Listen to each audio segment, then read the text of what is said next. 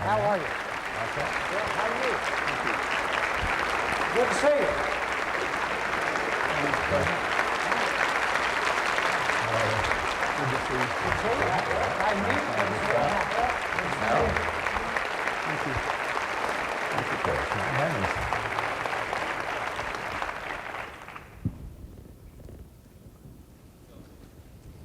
Good evening and welcome to the second of 3 presidential debates between the major candidates for President of the United States. The candidates are the Republican nominee, President George Bush, the Independent, Ross Perot, and Governor Bill Clinton, the Democratic nominee. My name is Carol Simpson, and I will be the moderator for tonight's 90-minute debate, which is coming to you from the campus of the University of Richmond in Richmond, Virginia. Now, tonight's program is unlike any other presidential debate in history. We're making history now, and it's pretty exciting.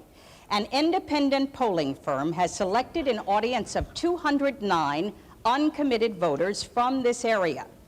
The candidates will be asked questions by these voters on a topic of their choosing, anything they want to ask about.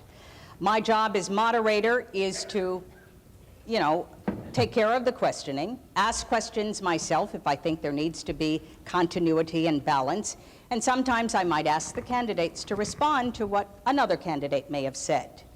Now, the format has been agreed to by representatives of both the Republican and Democratic campaigns. And there is no subject matter that is restricted. Anything goes. We can ask anything.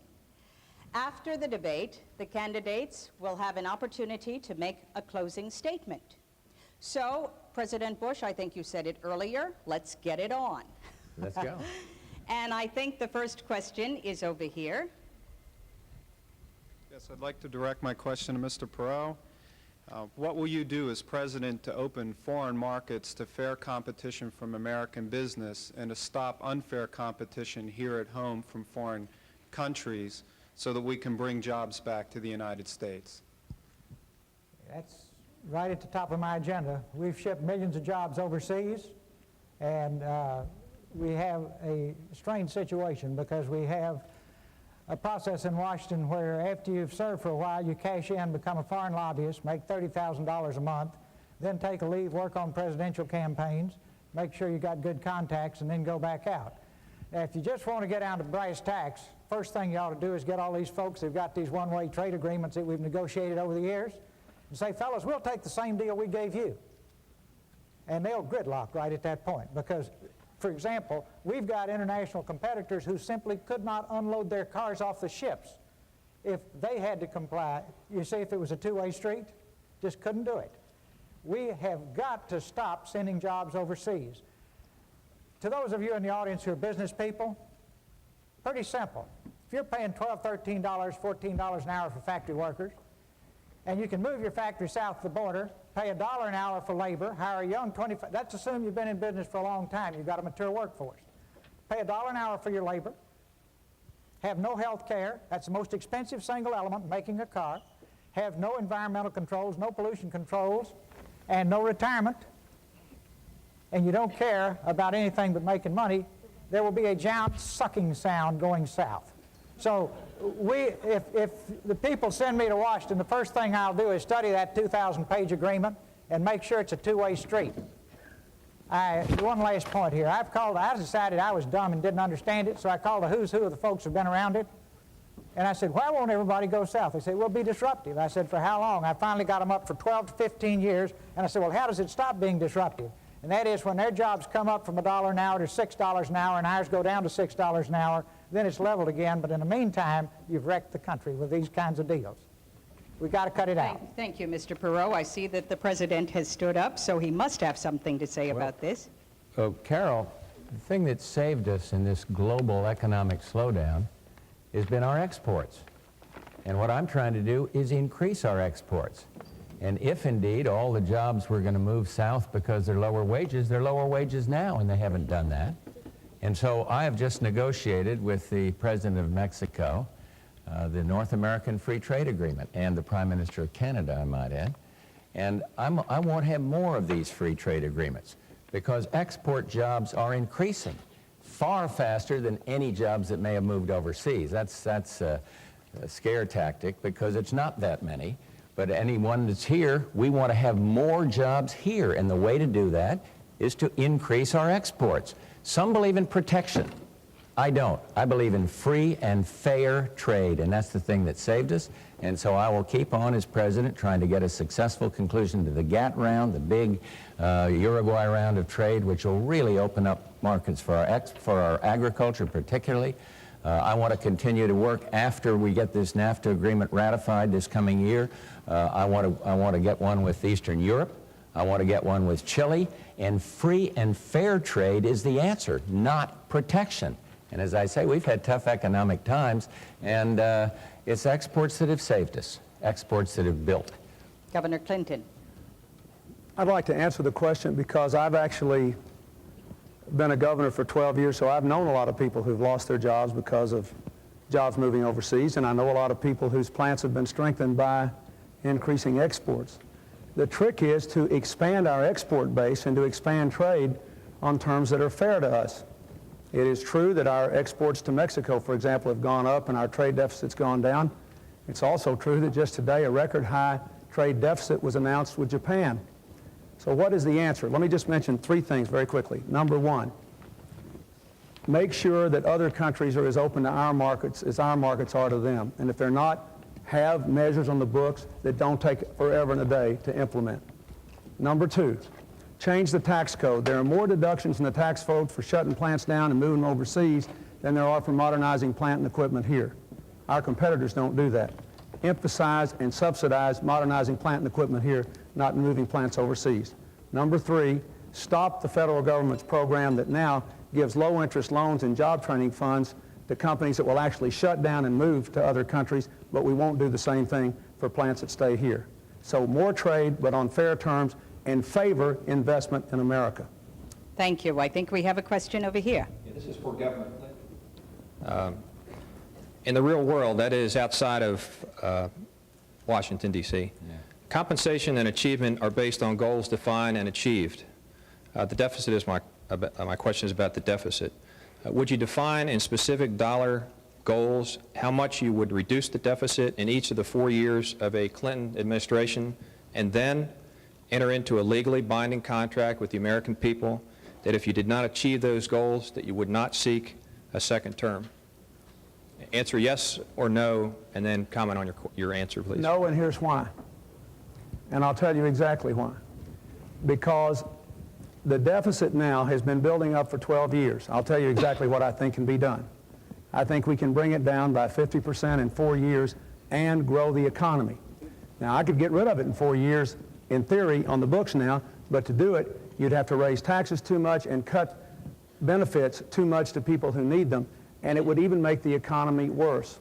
Mr. Perot will tell you, for example, that the expert he hired to analyze his plan says that it will bring the deficit down in 5 years, but it will make unemployment bad for 4 more years. So my view is, sir, you have to increase investment, grow the economy, and reduce the deficit by controlling health care costs, prudent reductions in defense, cuts in domestic programs, and asking the wealthiest Americans and foreign corporations to pay their fair share of taxes, and investing and growing this economy. I ask everybody to look at my economic ideas. 9 Nobel Prize winners and over 500 economists and hundreds of business people, including a lot of Republicans, said this is the way you got to go. If you don't grow the economy, you can't get it done. But I can't foresee all the things that will happen, and I don't think a president should be judged solely on the deficit. Let me also say, we're having an election today. You'll have a shot at me in 4 years, and you can vote me right out if you think I've done a lousy job. And I would welcome you to do that. Mr. President.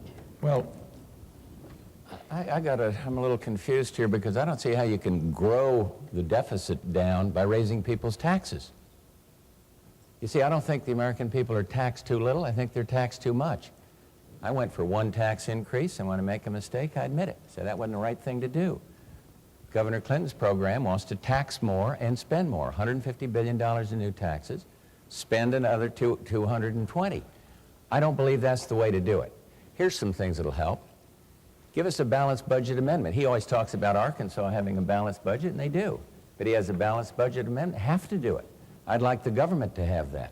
And I think it would discipline not only the Congress, which needs it, but also the executive branch. I'd like to have what 43 governors have, the line item veto. So if the Congress can't cut, and we've got a reckless spending Congress, let the president have a shot at it by wiping out things that are pork barrel or something of that nature. I've proposed another one. Some sophisticates think it may be a little gimmicky. I think it's good.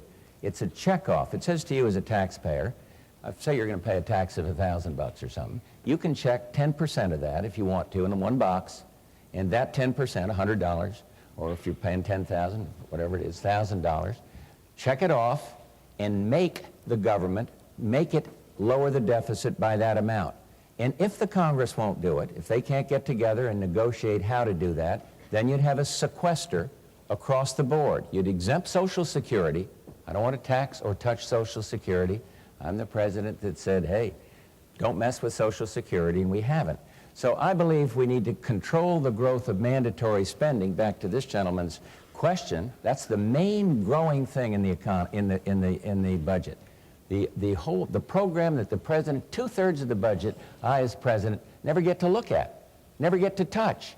We've got to control that growth to inflation and population increase, but not raise taxes on the American people now. I just don't believe that would stimulate any kind of growth at all. How about you, Mr. Perot? Well, we're $4 trillion in debt. We're going into debt an additional $1 billion, a little more than $1 billion every working day of the year. Now, the thing I love about it, I'm just a businessman. I was down in Texas taking care of business, tending to my family.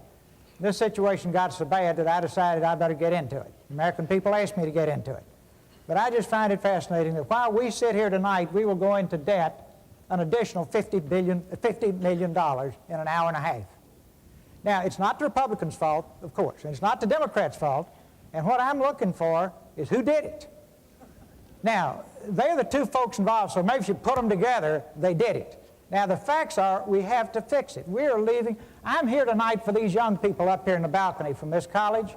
When I was a young man, when I got out of the Navy, I had multiple job offers. Young people with high grades can't get a job. People, the 18 to 24-year-old high school graduates 10 years ago were making more than they are now. In other words, we were down to 18% of them were making, of the 18 to 24-year-olds were making less than $12,000. Now that's up to 40%. And what's happened in the meantime? The dollar's gone through the floor. Now whose fault is that? Not the Democrats, not the Republicans. Somewhere out there, there's an extraterrestrial that's doing this to us, I guess. And everybody says they take responsibility. Somebody somewhere has to take responsibility for this. Put it to you bluntly, American people. If you want me to be your president, we're going to face our problems. We'll deal with the problems. We'll solve our problems. We'll pay down our debt. We'll pass on the American dream to our children. And I will not leave our children a situation that they have today. When I was a boy, it took 2 generations to double the standard of living. Today, it will take 12 generations. Okay, Our children will not see the American dream because of this debt that somebody somewhere dropped on us. You're all wonderful speakers, and I know you have lots more to add, but I've talked to this audience, and they have lots of questions on other topics. Can we move to another topic, please? We have one up here, I think. Yes, I'd like to address all the candidates with this question. The amount of time the candidates have spent in this campaign trashing their opponent's character and their programs is depressingly large. Why can't your discussions and proposals reflect the genuine complexity and the difficulty of the issues to try to build a consensus around the best aspects of all proposals? Who wants to take that one? Mr. Perot, you have an answer for everything, don't you? Go right ahead, sir. No, I don't have an answer for everything. But as you all know, I've been buying 30-minute segments to talk about issues.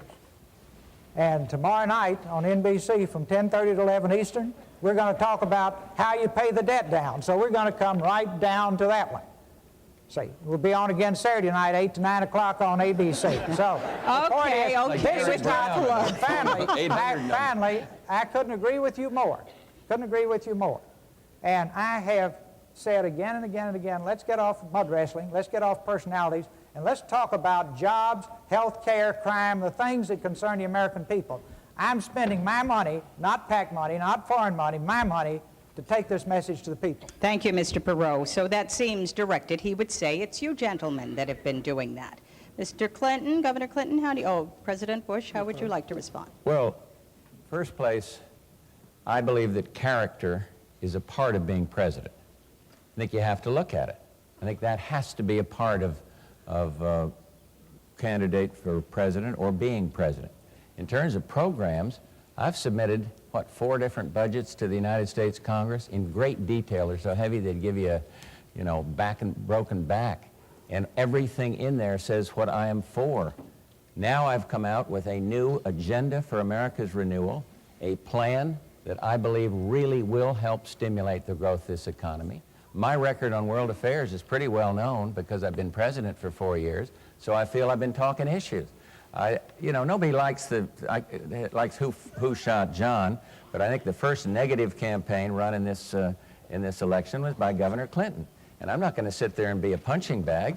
I'm going to stand up and say, hey, listen, here's my side of it. But character is an important part of the equation. The other night, Governor Clinton raised I don't know if you saw the debate the other night. Suffered through that. Well, he raised the question of my father. It was a good line, well rehearsed, and well delivered. But he raised the question of my father and said, well, your father, Prescott Bush, was against McCarthy. You should be ashamed of yourself, McCarthyism.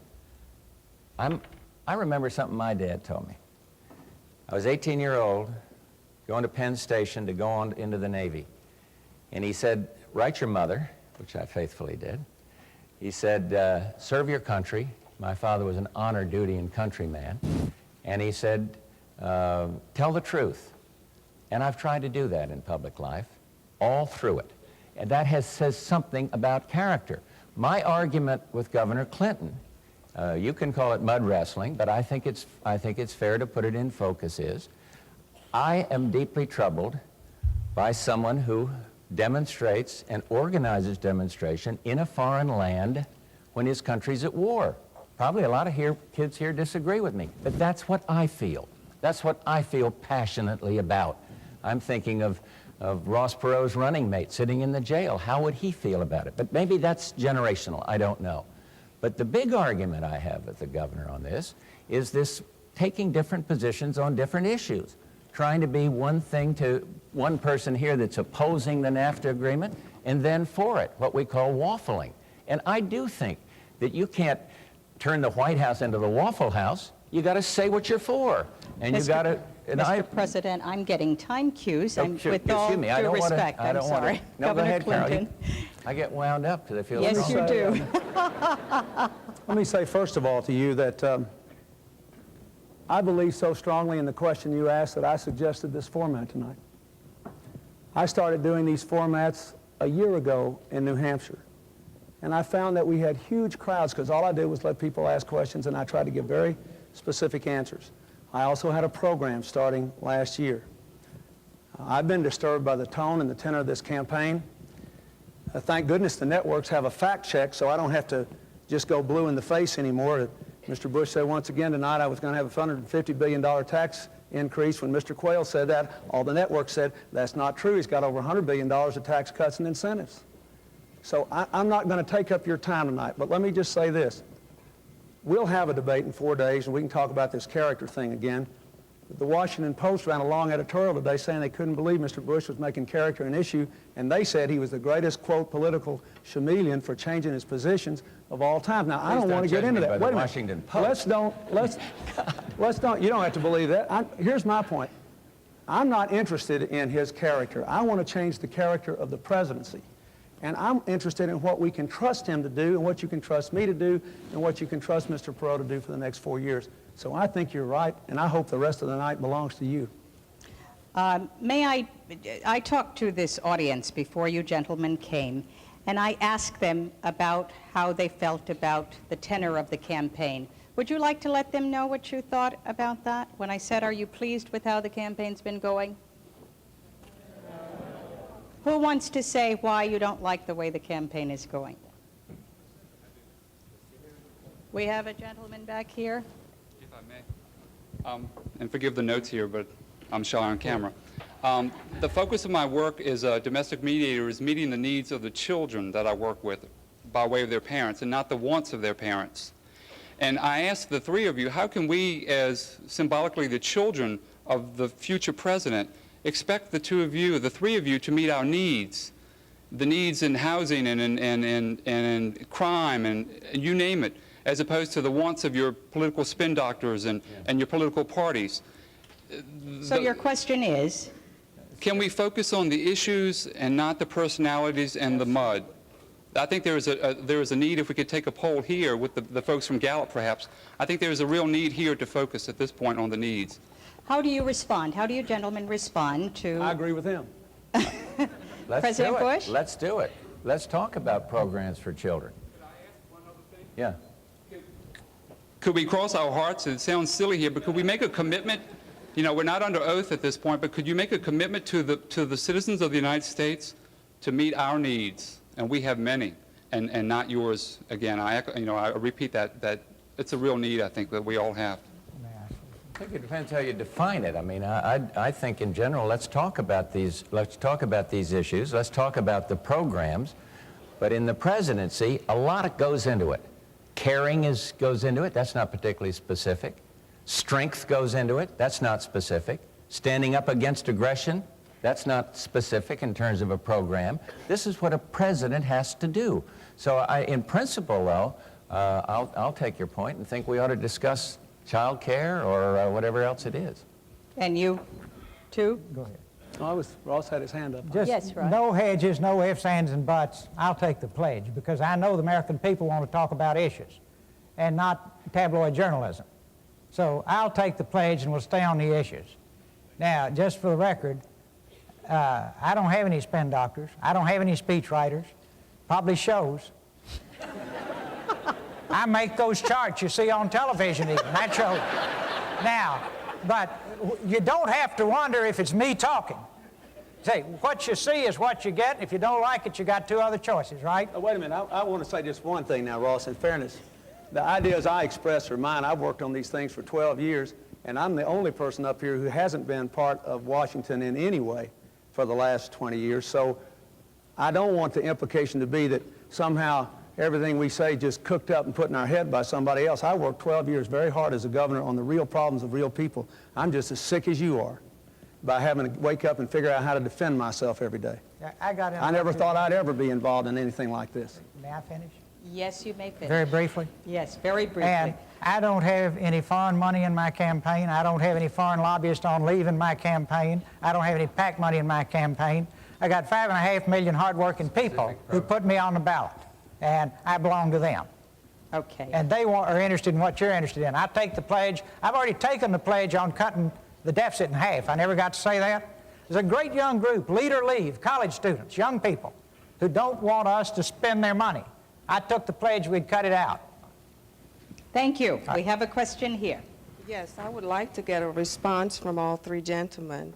And the question is, what are your plans to improve the physical infrastructure of this nation, which includes the water system, the sewer system, our transportation systems, etc.? Thank you. The cities. Who's going to fix the cities and how? Be glad to take a shot at it. Please. I'm not sure that, and I could understand if you haven't seen this, because there's been a lot of hue and cry. We passed this year the most farthest looking transportation bill in the history of this country since Eisenhower started the interstate highways. $150 billion for improving the infrastructure. That happened when I was president. And so I'm very proud of the way that came about. And I think it's a very, very good beginning. Like Mr. Perot, I am concerned about the deficits. And $150 billion is a lot of money, but it's awful hard to say we're going to go out and spend more money when we're trying to get the deficit down. But I would cite that as a major accomplishment. We hear all the negatives. When you're president, you expect this. Everybody's running against the incumbent. They can do better. Everyone knows that. But here's something that we can take great pride in because it really does get to what you're talking about. Our home initiative, our home ownership initiative, hope that passed the Congress, is a good start for having people own their own homes instead of living in these deadly tenements. Our enterprise zones that we hear a lot of lip service about in Congress would bring jobs into the inner city. There's a good program. and I need the help of everybody across this country to get it passed in substantial way by the Congress. When we went out to South Central in Los Angeles, some of you may remember the riots there. I went out there, I went to a boys' club, and every one of them, the boys' club leaders, the ministers, all of them were saying, pass enterprise zones. We go back to Washington, and very difficult to get it through the Congress, but there's going to be a new Congress. No one likes gridlock. There's going to be a new Congress, because the old one, I don't want to get this man mad at me, but there was a post office scandal and a bank scandal. You can have a lot of new members of Congress. And then you can sit down and say, help me do what we should for the cities, help me pass these programs. Mr. President, aren't you threatening to veto the bill, the urban aid bill that included enterprise zones? Sure, but the problem is you get so many things included in a great big bill that you have to look at the overall good. That's the problem with our system. If you had a line item veto, you could knock out the pork, you could knock out the tax increases, and you could do what the people want, and that is create enterprise zone. Governor Clinton, you're chomping at the bit. That bill pays for these urban enterprise zones by asking the wealthiest Americans to pay a little more, and that's why he wants to veto it. Just like he vetoed an earlier bill this year. This is not mudslinging, this is fact slinging. A bill earlier this year, this is facts, that would have given investment tax credits and other incentives to reinvest in our cities, in our country, but it asked the wealthiest Americans to pay a little more. Mr. Perot wants to do the same thing. I agree with him. I mean, we agree with that. But let me tell you specifically what my plan does. My plan would dedicate $20 billion a year in each of the next 4 years for investments in new transportation, communications, environmental cleanups, and new technologies for the 21st century. And we would target it especially in areas that have been either depressed or which have lost a lot of defense-related jobs. There are 200,000 people in California, for example, who've lost their defense-related jobs. They ought to be engaged in making high-speed rail. They ought to be engaged in breaking ground in other technologies, doing waste recycling, clean water technology, and things of that kind. We can create millions of jobs in these new technologies, more than we're going to lose in defense if we target it. But we're investing a much smaller percentage of our income in the things you just asked about than all of our major competitors. And our wealth growth is going down as a result of it. It's making the country poorer, which is why I answered the gentleman the way I did before. We have to both bring down the deficit and get our economy going through these kinds of investments in order to get the kind of wealth and jobs and incomes we need in America. Mr. Perot, what about your plans for the cities? You want to tackle the economy and the deficit first. First, you got to have money to pay for these things. So you've got to create jobs. There are all kinds of ways to create jobs in the inner city. Now, I'm not a politician, but I think I could go to Washington in a week and get everybody holding hands and get this bill signed, because I talked to the Democratic leaders and they want it. I talked to Republican leaders and they want it. But since they are bred from childhood to fight with one another rather than get results, you know, I would be glad to drop out and spend a little time and see if we couldn't build some bridges. Now, results is what counts. The president can't order Congress around. Congress can't order the president around. That's not bad for a guy that's never been there, right? But you have to work together. Now, I have talked to the chairman of the committees that want this. They're Democrats. The president wants it, but we can't get it because we sit here in gridlock because it's a campaign year. We didn't fund a lot of other things this year, like the savings and loan mess. That's another story we're going to pay a big price for right after the election. Right. The facts are, though, the facts are, the American people are hurting. These people are hurting in the inner cities. We're shipping the low-paying, quote, low-paying jobs overseas. What are low-paying jobs? Textiles, shoes, things like that we say are yesterday's industries. They're tomorrow's industries in the inner city. Let me say, in my case, if I'm out of work, I'll cut grass tomorrow to take care of my family. I'll be happy to make shoes. I'll be happy to make clothing. I'll make sausage. You just give me a job. Put those jobs in the inner cities instead of doing diplomatic deals and shipping them to China where prison labor does the work. Mr. Perot, everybody thought you won the first debate because you were plain speaking and you made it sound oh so simple. We'll just do it. What makes you think that you're going to be able to get the Democrats and Republicans together any better than these guys? If you ask me if I could fly a fighter plane or be an astronaut, I can't. I've spent my life creating jobs. It's something I know how to do. And very simply, in the inner city, they're starved. See, small businesses is the way to jumpstart the inner city. Not Are you factories. answering my question? You want jobs in the inner city? Do you want jobs in the inner city? Is that No, your I question? want you to tell me how you're going to be able to get the Republicans and Democrats in Congress Oh, I'm to sorry. work together better than Well, these two gentlemen. I've listened to both sides, and if they would talk to one another instead of throwing rocks, I think we could get a lot done. And among other things, I would say, okay, over here in this Senate committee, to the chairman who is anxious to get this bill passed, to the president who's anxious, I'd say rather than just yelling at one another, why don't we find out where we're apart, try to get together, get the bill passed, and give the people the benefits and not play party politics right now. And I think the press would follow that so closely that probably they would get it done. That's the way I would do it. I Let's doubt if do it. they'll give me the chance, but I will drop everything and go work on it. Okay, I have a question here. My question was originally for Governor Clinton, but I think I would welcome a response from all three candidates. As you are aware, crime is rampant in our cities. And in the Richmond area, and I'm sure it's happened elsewhere, 12-year-olds are carrying guns to school. And I'm sure when our founding fathers wrote the Constitution, they did not mean for the right to bear arms to apply to 12-year-olds. So I'm asking, where do you stand on gun control, and what do you plan to do about it? Governor Clinton? I support the right to keep and bear arms. I live in a state where over half the adults have hunting or fishing licenses or both. But I believe we have to have some way of checking handguns before they're sold, to check the criminal history, the mental health history, and the age of people who are buying them. Therefore, I support the Brady bill, which would impose a national waiting period unless and until a state did what only Virginia has done now, which is to automate its records. Once you automate your records, then you don't have to have a waiting period, but at least you can check.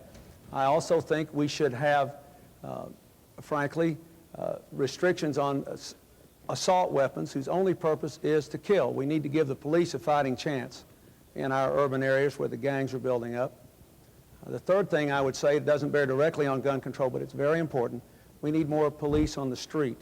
There is a crime bill which would put more police on the street, which was killed for this session by a filibuster in the Senate, mostly by Republican senators. And I think it's a shame it didn't pass. I think it should be made the law, but it had the Brady bill in it, the waiting period. I also believe that we should offer college scholarships to people who will agree to work them off as police officers. And I think as we reduce our military forces, we should let people earn military retirement by coming out and working as police officers. 30 years ago, there were 3 police officers on the street for every crime. Today, there are 3 crimes for every police officer. In the communities which have had real success, putting police officers near schools where kids carry weapons to get the weapons out of the schools, or on the same blocks, you've seen crime go down. In Houston, there's been a 15% drop in the crime rate in the last year because of the work the mayor did there in increasing the police force. So I know it can work. I've seen it happen. Thank you. President Bush? I think you put your finger on a major problem. I talk about strengthening the American family, and it's very hard to strengthen the family if people are scared to walk down to the corner store and, send their kid down to get a loaf of bread. It's very hard. I have been fighting for very strong anti-crime legislation, habeas corpus reform, so you don't have these endless appeals. So when somebody gets sentenced, hey, this is for real. I've been fighting for changes in the exclusionary rules, so if an honest cop stops somebody and makes a technical mistake, the criminal doesn't go away. I'll probably get into a fight in this room with some, but I happen to think that we need stronger death penalties for those that kill police officers. Virginia's on the lead in this, as Governor Clinton properly said, on this identification system for firearms. I am not for national registration of firearms. Some of the states that have the toughest anti-gun laws have the highest levels of crime. I am for the right, as the governor says. I'm a sportsman, and I don't think you ought to eliminate all kinds of weapons. But I was not for the bill that he was talking about because it was not tough enough on the criminal. I'm very pleased that the Fraternal Order of Police in Little Rock, Arkansas endorsed me because I think they see I'm trying to strengthen the anti-crime legislation. We've got more money going out for local police than any previous administration. So we've got to get it under control. And there's one last point I'd make. Drugs. We have got to win our national strategy against drugs, the fight against drugs. And we're making some progress. We're doing a little better on interdiction. We're not doing as well amongst the people that get to be habitual drug users. The good news is, and I think it's true in Richmond, teenage use is down of cocaine substantially, 60% in the last couple of years. So we're making progress, but until we get that one done, we're not going to solve the neighborhood crime problem. Mr. Perot, there are young black males in America dying at unprecedented I didn't get to make rates. a comment on this. Yes, I'm Oh, getting you're to going to that point. elaborate. The Okay, fact excuse me. Excuse me. that homicide is the leading cause of death among young black males 15 to 24 years of old. What are you going to do to get the guns off the street? On any program, and this includes crime, you'll find we have all kinds of great plans lying around that never get enacted into law and implemented. I don't care what it is, competitiveness, health care, crime, you name it. Brady bill, I agree with that it's a timid step in the right direction, but it won't fix it. So why pass a law that won't fix it? Now, what it really boils down to is, can you live? We have become so preoccupied with the rights of the criminal that we've forgotten the rights of the innocent.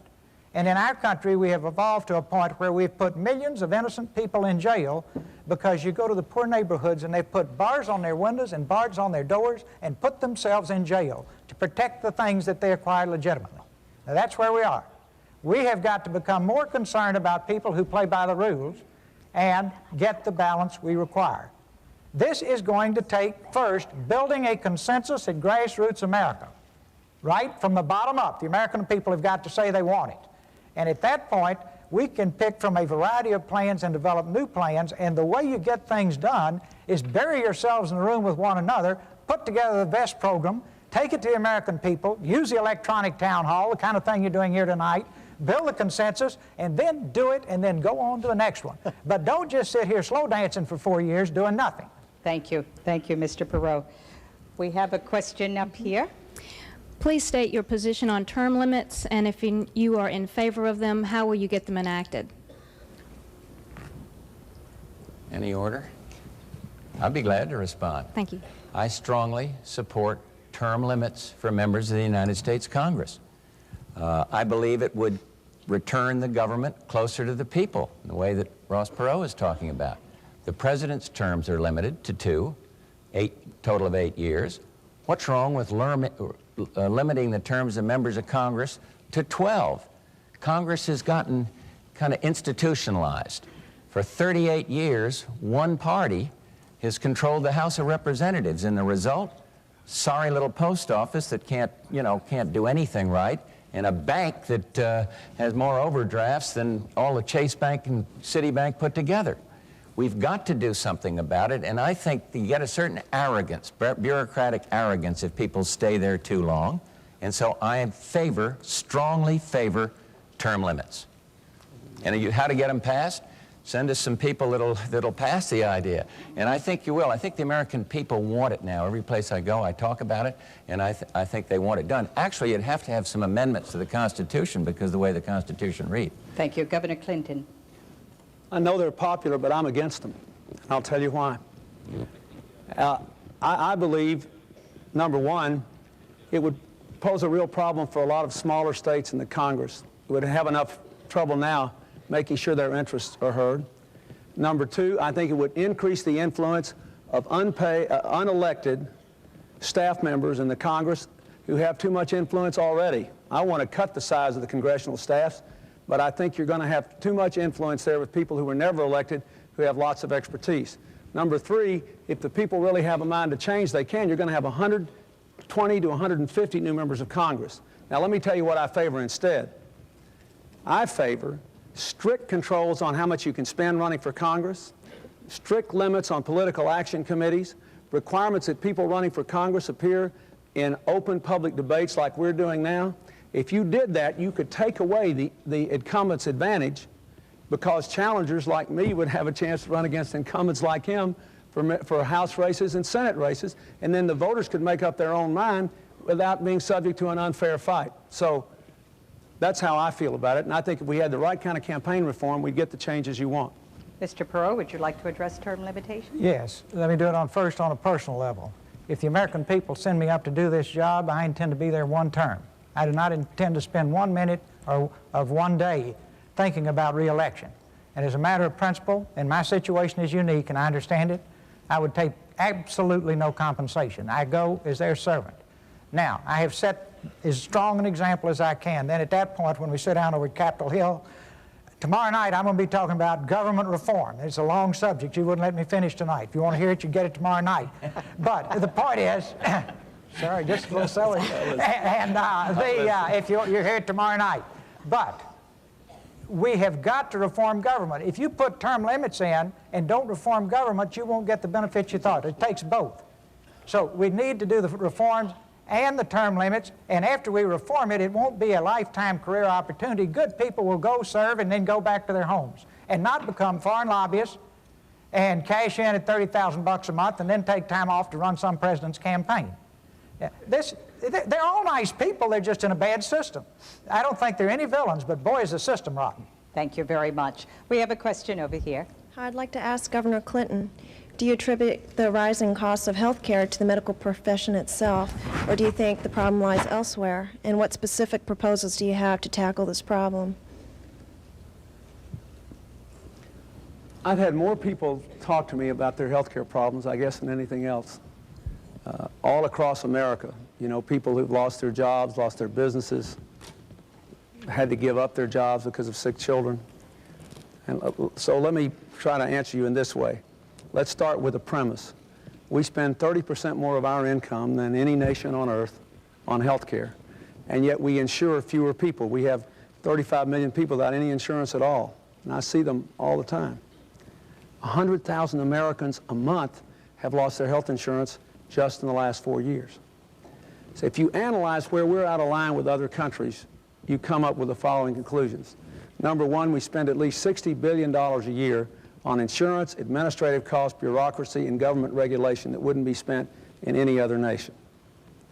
So we have to have, in my judgment, a drastic simplification of the basic health insurance policies of this country. Be very comprehensive for everybody. Employers would cover their employees, government would cover the unemployed.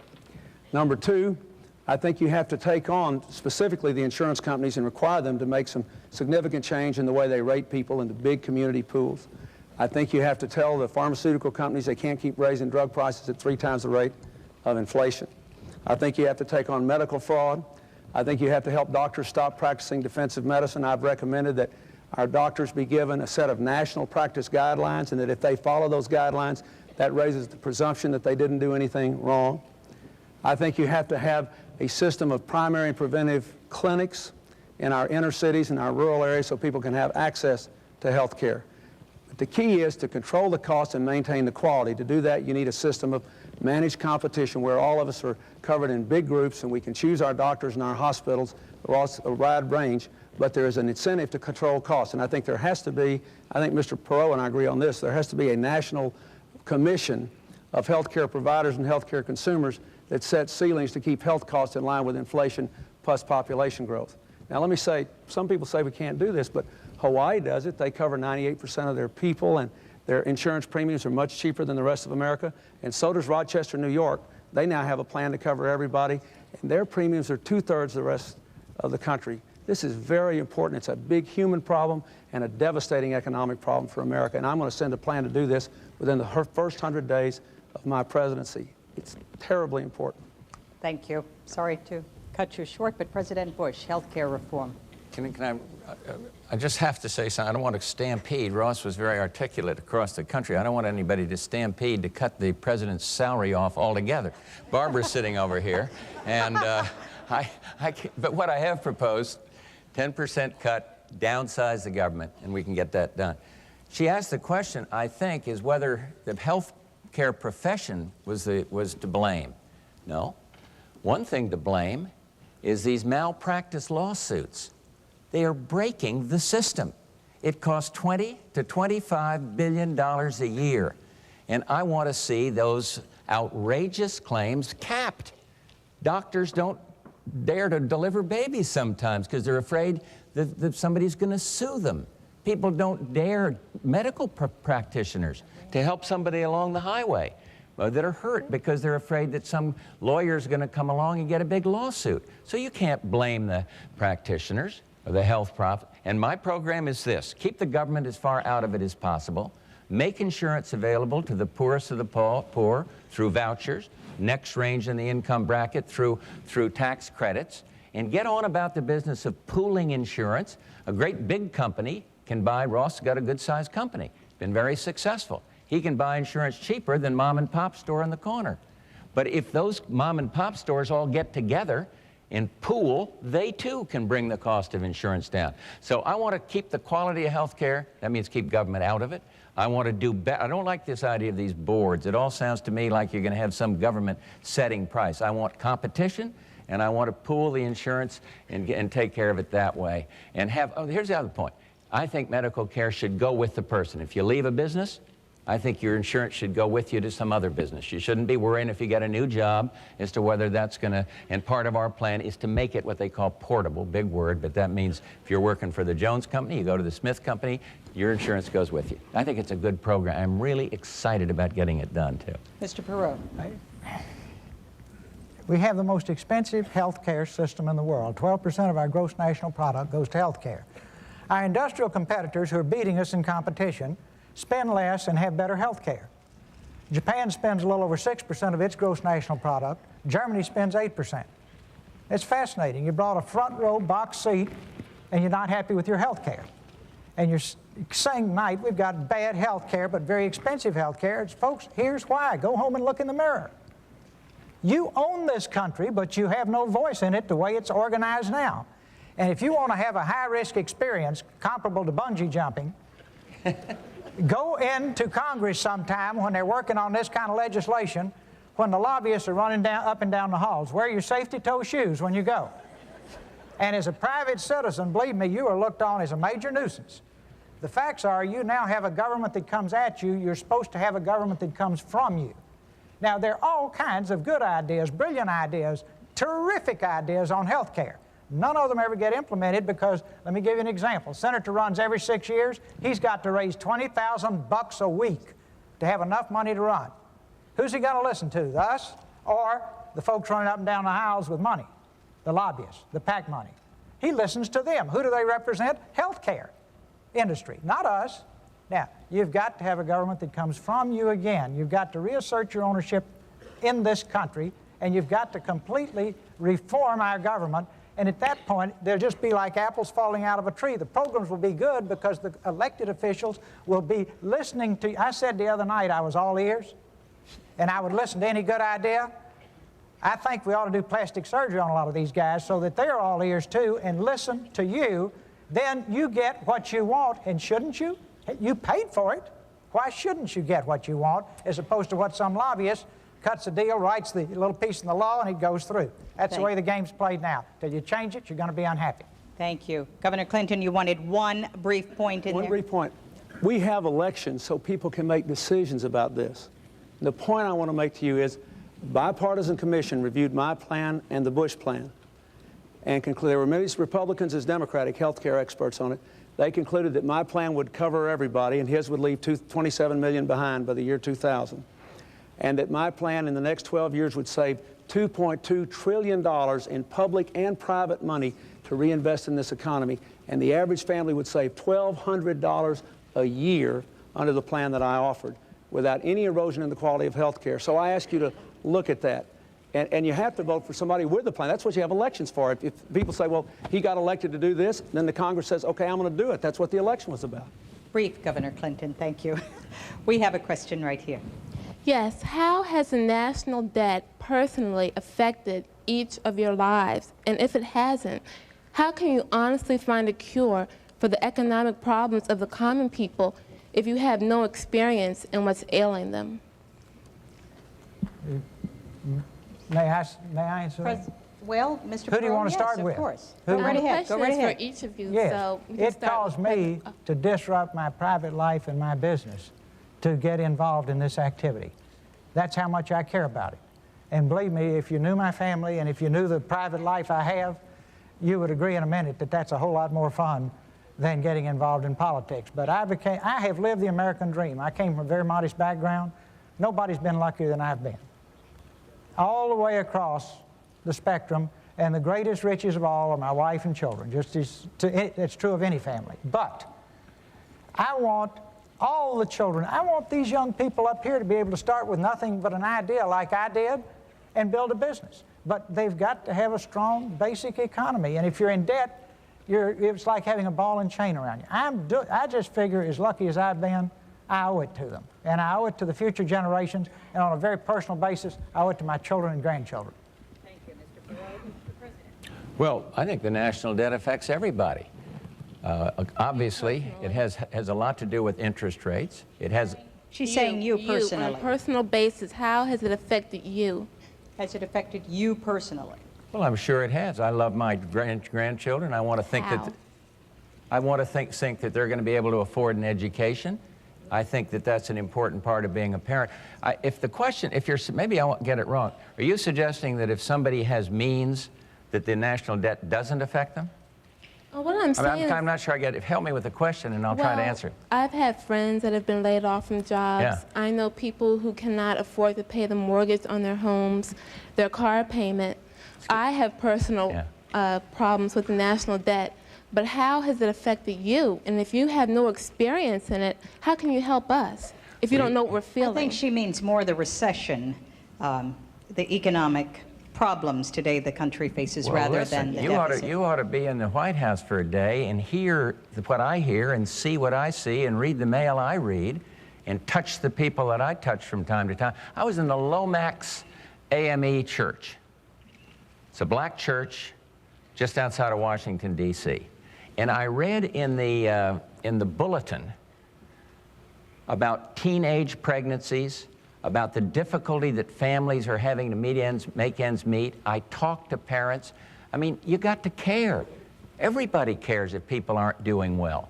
But I don't think it's fair to say, you haven't had cancer, therefore you don't know what it's like.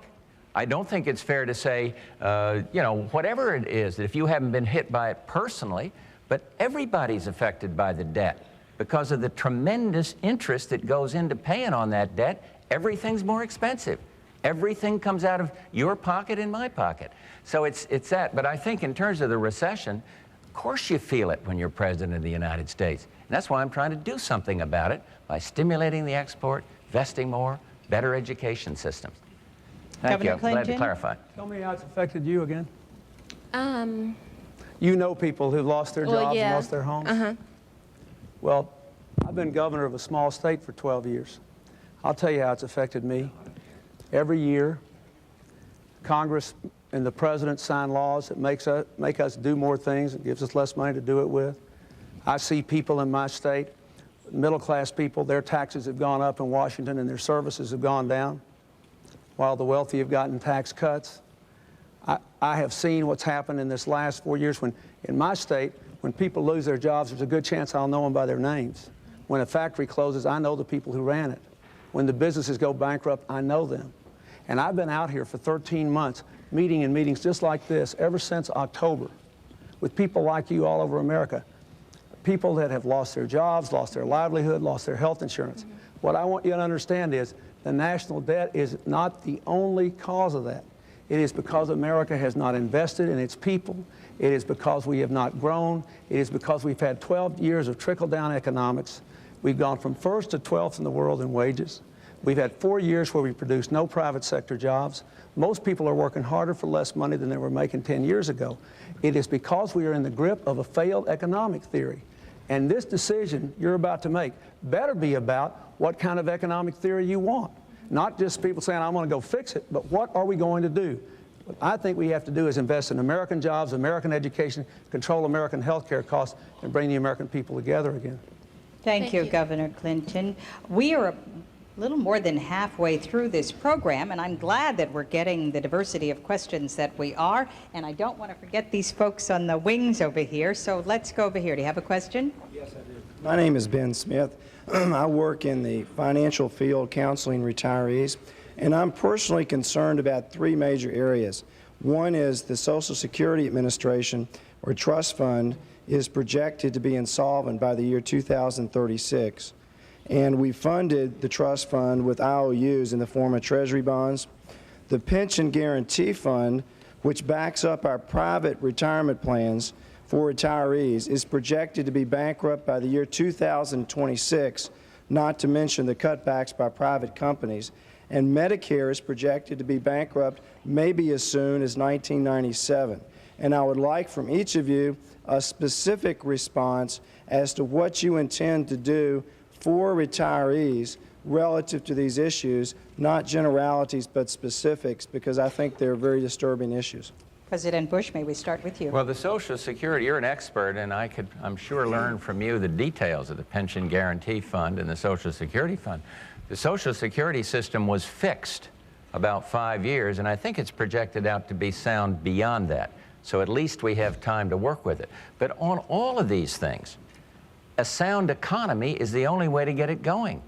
Growth in the economy is going to add to the overall prosperity and wealth. I can't give you a specific answer on Pension Guarantee Fund. All I know is that we have firm government credit to guarantee the pensions, and that is very important. But it's the full faith and credit of the United States in spite of our difficulties is still pretty good. It's still the most respected credit. So I would simply say, as these dates get close, you're going to have to reorganize and refix, as we did with the Social Security Fund. And I think that's the only answer. But the more immediate answer is to do what this lady was suggesting we do, and that is to get this deficit down and get on without adding to the woes and then restructure.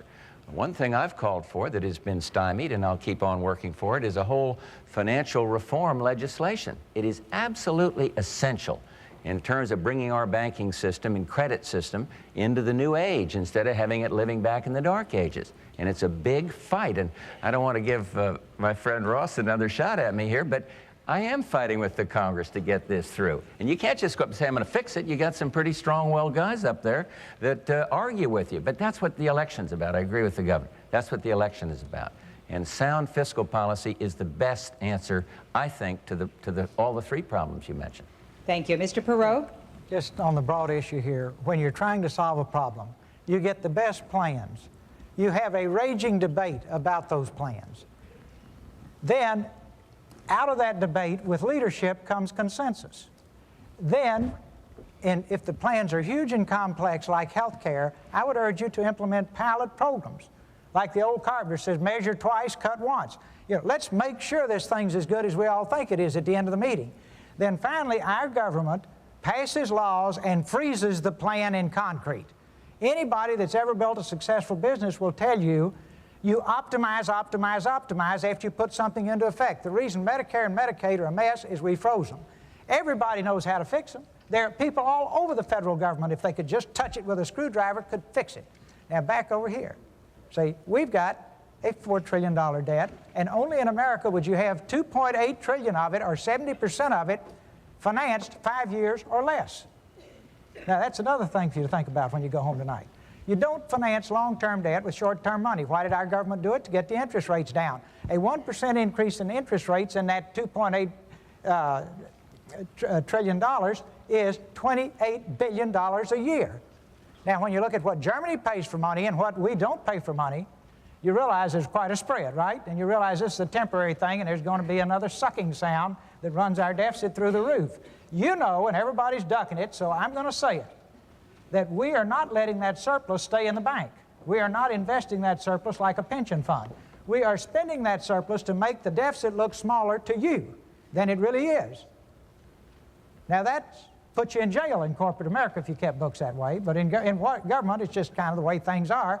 That's because it comes at you, not from you. Now then, that money needs to be, they don't even pay interest on it. They just write a note for the interest. Mr. Perot, can you so wrap now it then, up? But the point, see, do you want to fix the problem or soundbite it? I understand the importance of time, but see, here's how we get to this mess we're in. This is just one of 1,000. Fair. Now then, to nail it, there's one way out. A growing, expanding job base. A growing, expanding job base to generate the funds and the tax revenues to pay off the mess and rebuild America. We got a double hit. If we're $4 trillion down, we should have everything perfect, but we don't. We got to pay it off and build money to renew it, spend money to renew it, and that's going to take a growing, expanding job base. That is priority one in this country. Put everybody that's breathing to work. And I'd love to be out of workers and have to import them like some of our international Mr. Perot, competitors. I'm sorry, I'm going Sorry. to... And I don't want to soundbite you, but we are trying to be fair Okay. to everyone. No, absolutely, I apologize. All right, Governor Clinton. I think I remember the question.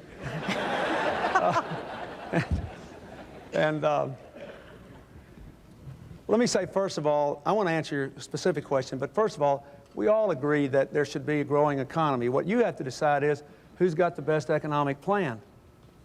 And we all have ideas out there, and Mr. Bush has a record. So I don't want you to read my lips, and I sure don't want you to read his. I do hope you will read our plans. Now, specifically, one, on Medicare, it is not true that everyone knows how to fix it. There are different ideas. The Bush plan, the Perot plan, the Clinton, we have different ideas. I am convinced, having studied health care for a year hard and talking to hundreds and hundreds of people all across America, that you cannot control the cost of Medicare until you control the cost of private health care and public health care with managed competition, ceiling on cost, and radical reorganization of the insurance markets. You've got to do that. We've got to get those costs down. Number two, with regard to Social Security, that program, a lot of you may not know this, it produces a $70 billion surplus a year. Social Security is in surplus, $70 billion. 6 increases in the payroll tax. That means people with incomes of $51,000 a year or less pay a disproportionately high share of the federal tax burden, which is why I want some middle-class tax relief. What do we have to do? By the time the century turns, we have got to have our deficit under control. We have to work out of so that surplus is building up so when the baby boomers like me retire, we're okay. Number three, on the pension funds, I don't know as much about it, but I will say this. What I would do is to bring in the pension experts of the country, take a look at it, and strengthen the pension requirements further, because it's not just enough to have the guarantee. We had a guarantee on the S&Ls, right? We had a guarantee, and what happened? You picked up a $500 billion bill because of the dumb way the federal government deregulated it. So I think we are going to have to change and strengthen the pension requirements on private retirement plans. Thank you. I think we have a question here on international affairs, hopefully.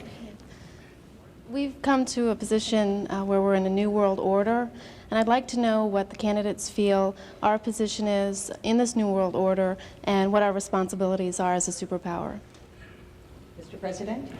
Well, we have come to that position. Since I became president, 43, 44 countries have gone democratic. No longer totalitarian, no longer living under dictatorship or communist rule. This is exciting. This is New World Order to me means freedom and democracy.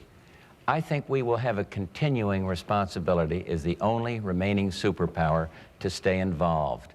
If we pull back in some isolation and say we don't have to do our share or more than our share anymore, I believe you're going to just ask for conflagration that we'll get involved in the future. NATO, for example, has kept the peace for many, many years, and I want to see us keep fully staffed in NATO, so we'll continue to guarantee the peace in Europe.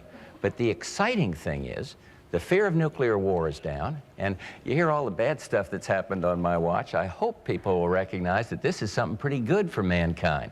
I hope they'll think it's good that democracy and freedom is on the move. And we're going to stay engaged, as long as I'm president, working to improve things. You know, it's so easy now to say, hey, cut out foreign aid, we got a problem at home. I think the United States has to still have the Statue of Liberty as a symbol of caring for others. We're right this very minute, we're sending supplies in to help these little starving kids in Somalia. We're trying to get, it's the United States that's taken the lead in humanitarian aid into Bosnia. We're doing this all around the world. And yes, we got problems at home. And I think I got a good plan to help fix those problems at home. But because of our leadership, because we didn't listen to the nuclear freeze group, do you remember? Freeze it back in about the late 70s. Freeze, don't touch it. We're going to lock it in now or else we'll have war. President Reagan said, no, peace through strength. It worked. The Soviet Union is no more, and now we're working to help them become totally democratic through the Freedom Support Act that I led on. A great Democratic ambassador, Bob Strauss over there, Jim Baker, all of us got this thing passed through cooperation, Ross. It worked with cooperation, and you're for that, I'm sure, helping Russia become democratic. So the New World Order to me means freedom and democracy, Keep engaged. Do not pull back into isolation. And we are the United States, and we have a responsibility to lead and to guarantee the security. If it hadn't been for us, Saddam Hussein would be sitting on top of 3/5 of the oil supply of the world, and he'd have nuclear weapons. And only the United States could do that. Excuse me, Carol. Thank you. Mr. Perot. Well, it's cost-effective to help Russia succeed in its revolution. It's pennies on the dollar compared to going back to the Cold War. Russia's still very unstable. They could go back to square one and worse. There's still, all the nuclear weapons are not dismantled. I'm particularly concerned about the intercontinental weapons, the ones that can hit us. We've got agreements, but they're still there. With all this instability and breaking into republics, and all the Middle Eastern countries going over there and shopping for weapons, we've got our work cut out for us. So we need to stay right on top of that and constructively help them move toward democracy and capitalism. We have to have money to do that.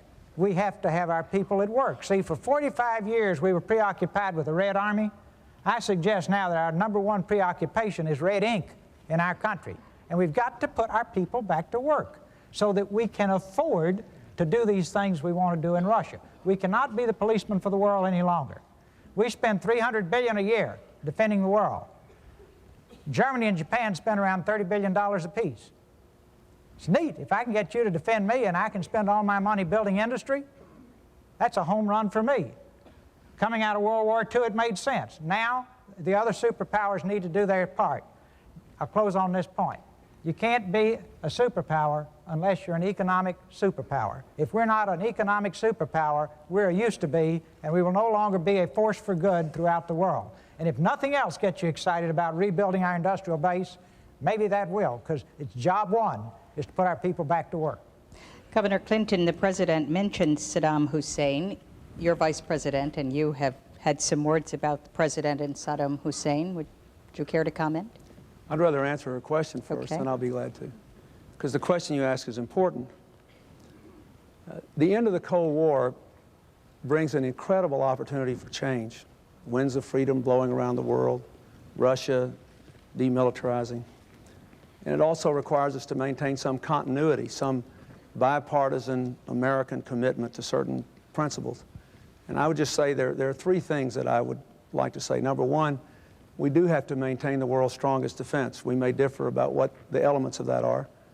I think the defense needs to be with fewer people in permanent armed services, but with greater mobility on the land, in the air, and on the sea, with a real dedication to continuing development of high technology weaponry and well-trained people. I think we're going to have to work to stop the proliferation of weapons of mass destruction. We've got to keep going until all those nuclear weapons in Russia are gone and the other republics. Number two, if you don't rebuild the economic strength of this country at home, we won't be a superpower. We can't have any more instances like what happened when Mr. Bush went to Japan and the Japanese Prime Minister said he felt sympathy for our country. We have to be the strongest economic power in the world. That's what got me into this race, so we could rebuild the American economy. And number three, we need to be a force for freedom and democracy, and we need to use our unique position to support freedom, whether it's in Haiti or in China or in any other place. Wherever the seeds of freedom are sprouting, we can't impose it, but we need to nourish it. And that's the kind of thing that I would do as president, follow those three commitments into the future. Okay, we have a question up there.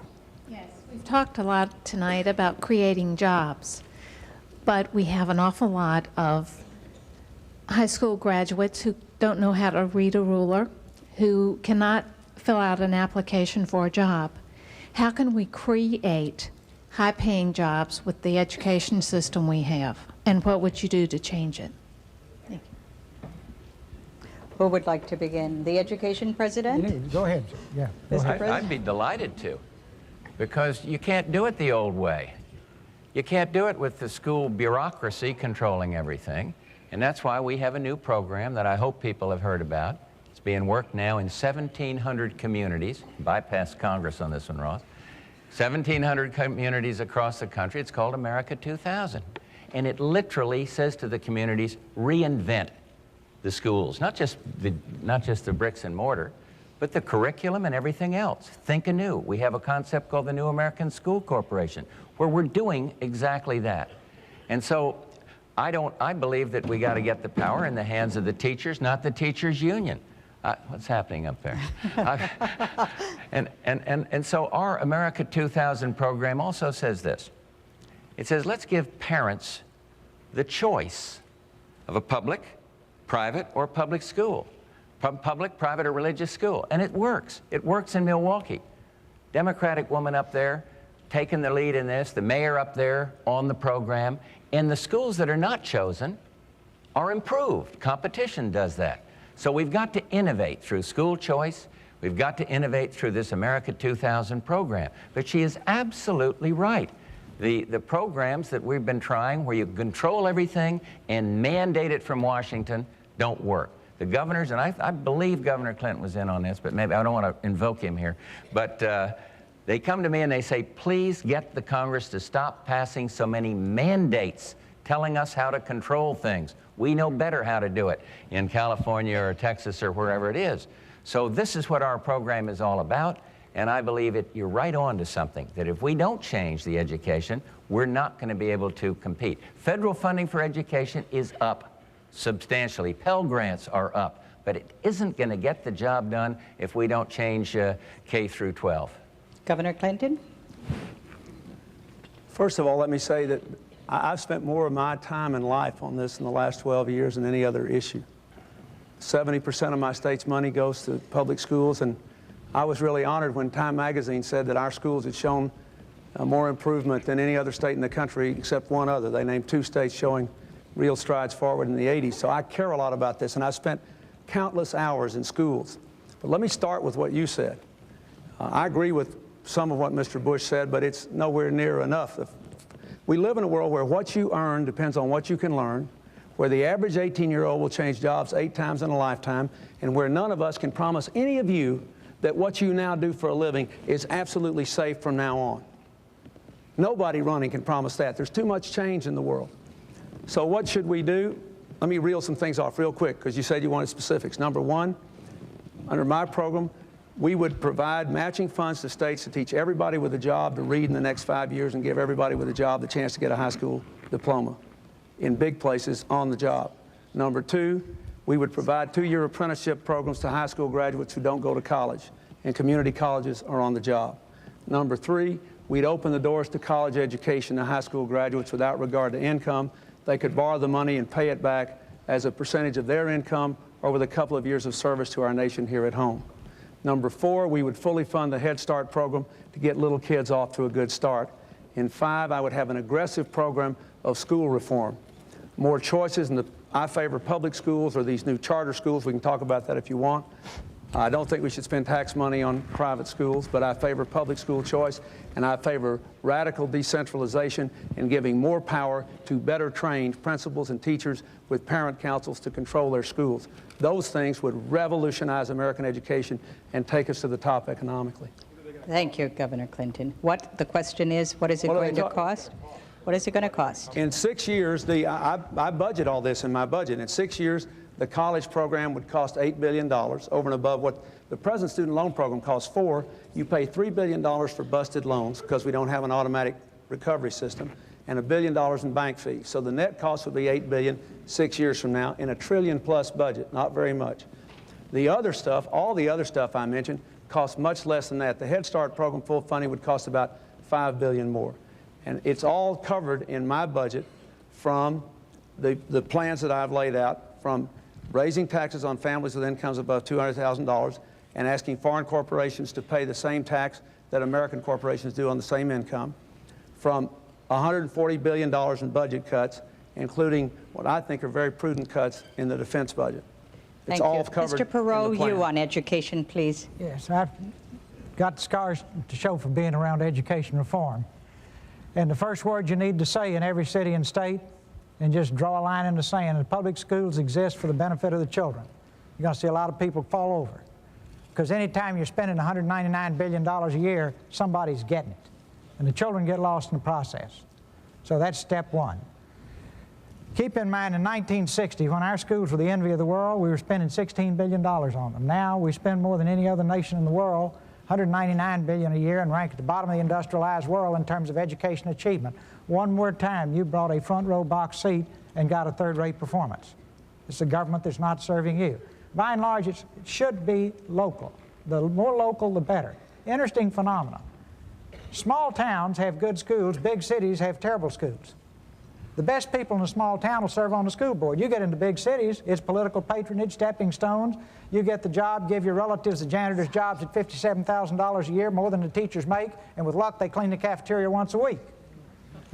Now, you're paying for that. Those schools belong to you. And we put up with that. And as long as you put up with that, that's what you're going to get. And these folks are just dividing up $199 billion and the children get lost. If I could wish for one thing for great public schools, it'd be a strong family unit in every home. Nothing will ever replace that. You say, well, gee, what are you going to do about that? Well, the White House is a bully pulpit, and I think we ought to be pounding on the table every day. There's nothing, the most efficient unit of government the world will ever know is a strong, loving family unit. Next thing, you need small schools, not big schools. A little school, everybody's somebody. Individualism is very important. These big factories, everybody told me they were cost effective. I did a study on it, they're cost ineffective. 5,000 students, why is a high school that big? One reason. Sooner or later, we get 11 or more boys that can run like the devil, that weigh 250 pounds, and they might win district. Now, that has nothing to do with learning. Secondly, across Texas, typically half the school day was non-academic pursuits. In one place, it was 35%. In Texas, you could have unlimited absences to go to livestock shows. Found a boy, excuse me, but this gives the flavor. Boy in Houston kept a chicken in the bathtub in downtown Houston. Missed 65 days going to livestock shows. Finally had to come back to school. The chicken lost his feathers. That's the only way we got him back. Now, that's your tax money being wasted. Now, neighborhood schools. It is terrible to bus tiny little children across town. And it is particularly terrible to take poor, tiny little children and wait until the first grade and bus them across town to Mars, where the children know their numbers, know their letters, have had every advantage at the end of the first day that little child wants out. I'll close on this. We've got to have world-class teachers, world-class books. If you ever got close to how textbooks were selected, you wouldn't want to go back the second day. I don't have time to tell you the stories. No, you don't. Finally. But if we don't fix this, you're right, we can't have the industries of tomorrow unless we have the best educated workforce. And here you've got, for the disadvantaged children, you've got to have early childhood development, cheapest money you'll ever spend. First contact should be with the mother when she's pregnant. That little child needs to be loved and hugged and nurtured and made to feel special, like your children were. They learn to think well or poorly of themselves in the first 18 months. Thank you, Mr. And within the Perot. first few years, they either learn how to learn or don't learn how to learn. And if they don't, they wind up in prison. And it costs more to keep them in prison than it does to send them to Harvard. I rest my case. Thank you. President Bush, you wanted to add something. I just had a word of clarification because of something Governor Clinton said. My school choice program, GI Bill for Kids, does not take public money and give it to private schools. It does what the GI Bill itself did when I came out of World War II. Takes public money and gives it to families or individuals to choose the school they want. And where it's been done, those schools like in Rochester, those schools that weren't chosen, find that they then compete and do better. So I think it's worth a shot. We've got a pilot program. It ought to be tried. School choice, public, private, or religious, not to the schools, but to, 46% of the teachers in Chicago, public school teachers, send their kids to private school. Now, I think we ought to try to help families and see if it will do what I think, make all schools better. I just want to mention, if I could, just two Very other things. briefly. Very briefly. Involving the parents in the preschool education of their kids, even if they're poor and uneducated, can make a huge difference. We have a big program in my state that teaches mothers or fathers to teach their kids to get ready for school. It's the most successful thing we've ever done. Just a fact clarification real quickly. We do not spend a higher percentage of our income on public education than every other country. There are 9 countries that spend more than we do on public education. We spend more on education because we spend so much more on colleges. But if you look at public education alone and you take into account the fact that we have more racial diversity and more poverty, it makes a big difference. There are great public schools where there's public school choice, accountability, and brilliant principals. I'll just mention one, the Beasley Academic Center in Chicago. I commend it to anybody. It's as good as any private school in the country. We have very little time left, and it occurs to me that we have talked all this time, and there has not been one question about some of the racial tensions and ethnic tensions in America. Is there anyone in this audience that would like to pose a question to the candidates on this? Yes.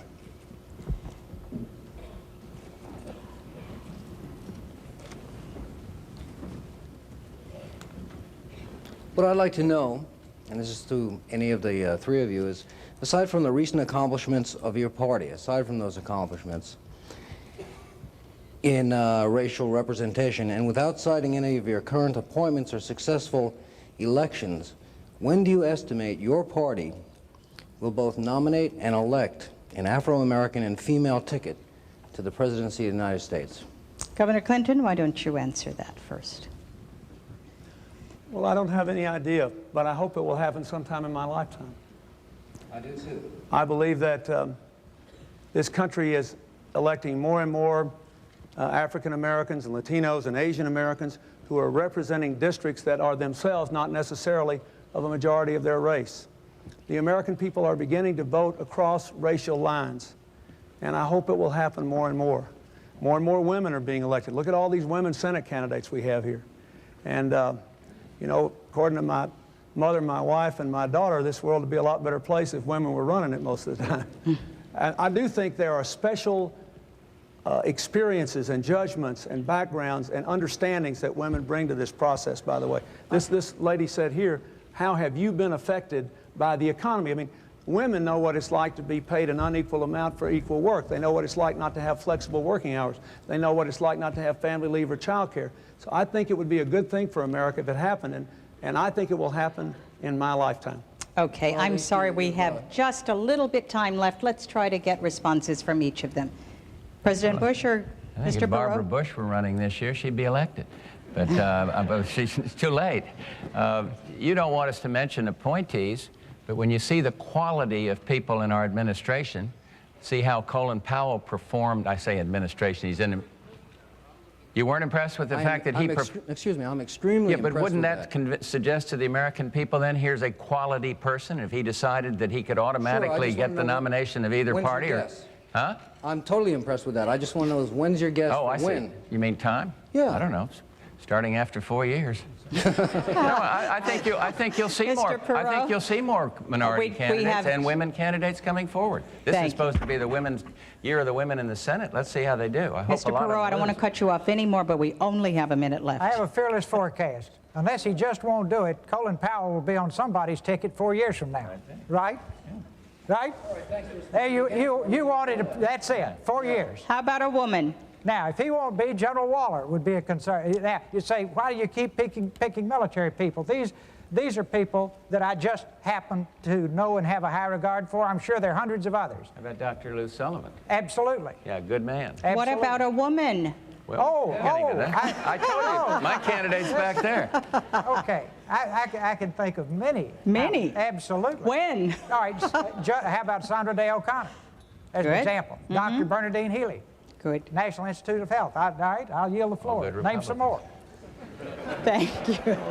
Thank you. I want to apologize to our audience because there were 209 people here and there were 209 questions. We only got to a fraction of them, and I'm sorry to those of you that didn't get to ask your questions, but we must move to the conclusion of the program. It is time now for the 2-minute closing statements, and by prior agreement, President Bush will go first. May I ask for an exception, because I think we owe Carol Simpson. Anybody can stand in between these three characters here and get the job done. We owe her a round of applause. So, but don't take it out of my time. That's right. I feel strongly about it, but I don't want it to come out of my time. No, but let me just say to the American people, in 2.5 weeks, we're going to choose who should sit in this Oval Office, who to lead the economic recovery, who to be the leader of the free world, who to get the deficit down. 3 ways to do that. One is to raise taxes. One is to reduce spending, controlling that mandatory spending. Another one is to invest and save and to stimulate growth. I do not want to raise taxes. I differ with the two here on that. I'm just not going to do that. I do believe that we need to control mandatory spending. I think we need to invest and save more. I believe that we need to educate better and retrain better. I believe that we need to export more, so I'll keep working for export agreements where we can sell more abroad. And I believe that we must strengthen the family. We've got to strengthen the family. Now let me pose this question to America. If in the next 5 minutes a television announcer came on and said, there is a major international crisis, there is a major threat to the world, or in this country, a major threat. My question is, who, if you were appointed to name one of the three of us, who would you choose? Who has the perseverance, the character, the integrity, the maturity to get the job done? I hope I'm that person. Thank you very, very much. Thank you, Mr. President. And now a closing statement from Mr. Perot. If the American people want to do it and not talk about it, then they ought to, you know, I'm one person they ought to consider. If they just want to keep slow dancing and talk about it and not do it, I'm not your man. I am results-oriented, I am action-oriented. I've built my businesses getting things done in 3 months that my competitors took 18 months to do. Everybody says you can't do that with Congress. Sure you can do that with Congress. Congress is, they're all good people, they're all patriots, but you got to link arms and work with them. Sure you'll have arguments, sure you'll have fights. We have them all day, every day, but we get the job done. Now, I have to come back in my close to one thing, because I am passionate about education. I was talking about early childhood education for disadvantaged little children. And let me tell you one specific pilot program where children who don't have a chance go to this program when they're 3. Now we're going back to when the mother is pregnant, and they'll start right after they're born. But starting when they're 3 and going to this school until they're 9, and then going into the public school in the 4th grade, 90% are on the honor roll. Now, that will change America. Those children will all go to college. They will live the American dream. And I beg the American people, anytime they think about reforming education, to take this piece of society that doesn't have a chance and take these little pieces of clay that can be shaped and molded and give them the same love and nurture and affection and support you give your children, and teach them that they're unique and that they're precious and there's only one person in the world like them, and you will see this nation bloom. And we will have so many people who are qualified for the top job that it will be terrific. Now, finally, if you can't pay the bills, you're dead in the water.